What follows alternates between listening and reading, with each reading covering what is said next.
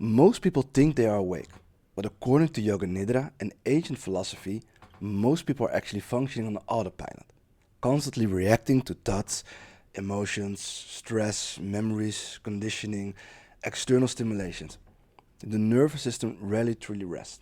Even when the body stops, the mind keeps moving. And maybe you recognize this. You lie in bed at night, but your mind keeps thinking.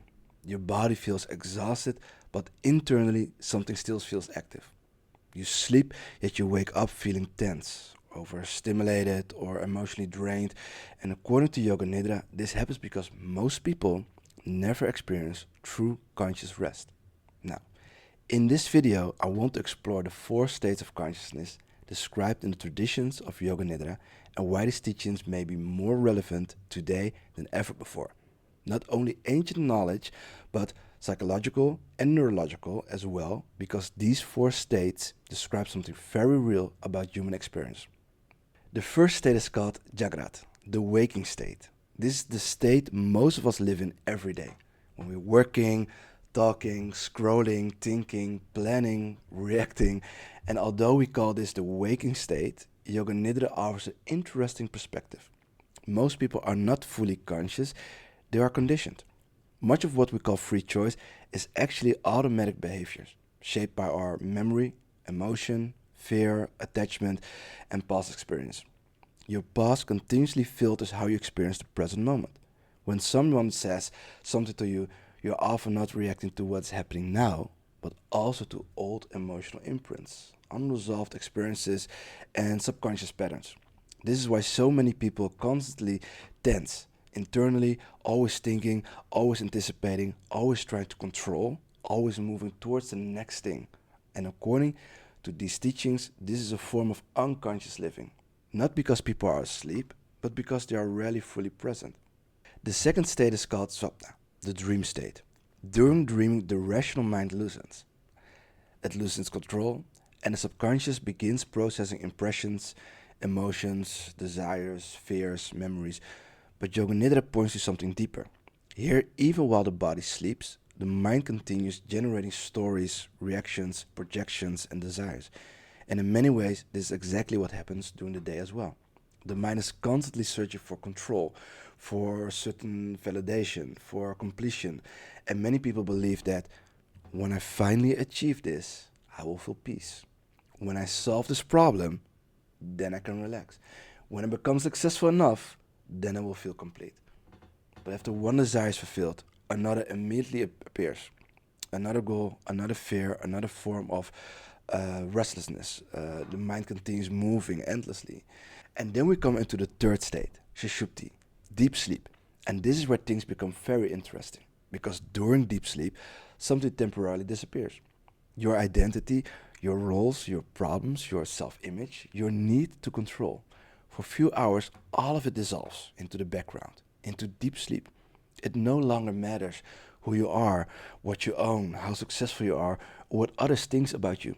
For a brief moment, the nervous system finally lets go. This is why deep sleep feels so restorative. The body can finally repair itself, the brain can recover, the nervous system can regulate. But here is the limitation of ordinary sleep. Sleep restores the body, but it does not necessarily solve deep conditioning. This is why many people wake up and immediately fall back into the same stress patterns, the same emotional reactions, the same overthinking, the same tension in the body. And this is exactly where Yoga Nidra becomes different. Yoga Nidra literally means yogic sleep, but it's not actually sleep. That's why Andrew Huberman calls it NSDR, no sleep deep rest. It is a state between waking and sleeping. And during Yoga Nidra, the body enters profound relaxation while the subtle layer of awareness remains present. And this makes the practice so powerful because normally deep rest only happens unconscious during sleep.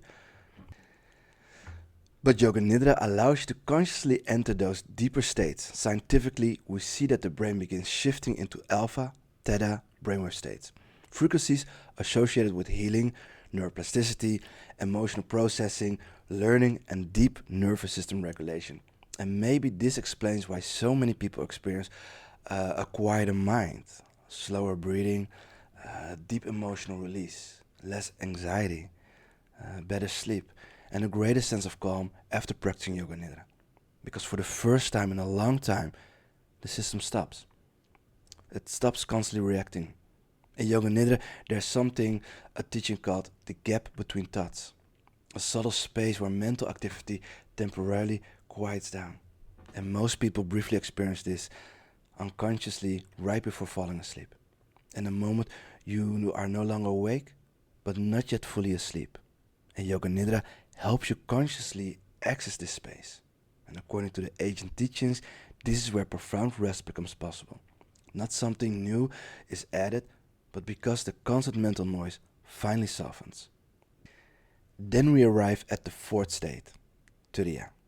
In the yoga tradition, Turiya is described as the awareness that exists behind all other states, behind thoughts, behind emotions, behind dreams, behind identity itself. Not as something mystical or supernatural, but as pure awareness. The silent present that can observe thoughts without becoming trapped inside them. The awareness that notices emotions without completely identifying with them. According to these teachings, this is where awareness is always here. But most people are consciously distracted by it. By stimulation, by stress, by conditioning, by the endless movement of the mind. And maybe this is what Yoga Nidra is truly about. Not simply relaxing, but learning to temporarily loosen the identification with the constant stream of thoughts, tension, fear, and control, so that something deeper can emerge. Clarity, stillness, presence, healing, recovery. So maybe true rest is not something we need to create. Maybe it is what naturally remains when the constant activity of the mind finally becomes quiet. Yoga Nidra is not simply relaxation. Practice like this may help the brain and nervous system to slowly create new patterns through repetition, safety, stillness, and deep rest. Over time, this can support emotional regulation, better sleep, improved focus, and a calmer relationship with stress, anxiety, overthinking, and compulsive behavior. Not by constantly doing more or forcing change, but by allowing the system to finally slow down. And maybe this is where true recovery begins. I've guided a Yoga Nidra practice on this channel. No technique, no effort, just lie down, close your eyes, and allow the practice to do the work. The link is in the description. Enjoy.